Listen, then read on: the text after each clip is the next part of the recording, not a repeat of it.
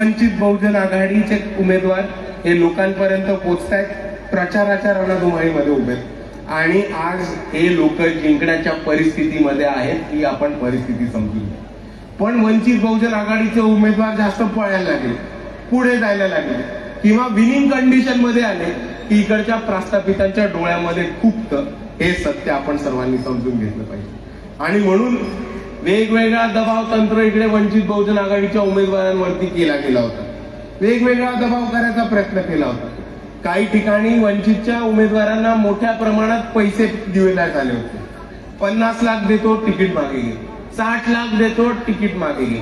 पण हे तेच वंचित बहुजन आघाडीचे उमेदवार आहेत ज्यांनी ते 50 आणि 60 लाख इकडच्या शिंदे सेनेच्या उमेदवारांच्या तोंडावरती फेकून मारले आणि त्यांनी हे म्हटलं की आम्ही आंबेडकरवादी कार्यकर्ते आहोत, आम्ही भीम सैनिक आहोत, आम्ही कोणाला घाबरणार नाही आणि विकले जाणार नाही.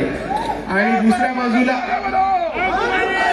बाजूला जे शिंदे सेनेचे लोक वंचितचे उमेदवार विकत घेण्याचा प्रयत्न करतात त्यांना मला एक गोष्ट सांगायची आहे की हे वंचितचे उमेदवार आहेत. शिंदे सेनेचे उमेदवार नाही की 50 खोके मिळाले तर गुवाहाटीला जातील, गोव्याला जातील. हे वंचितचे उमेदवार आहेत. ना डरेंगे ना हटेंगे, सिर्फ लढेंगे और जीतेंगे. या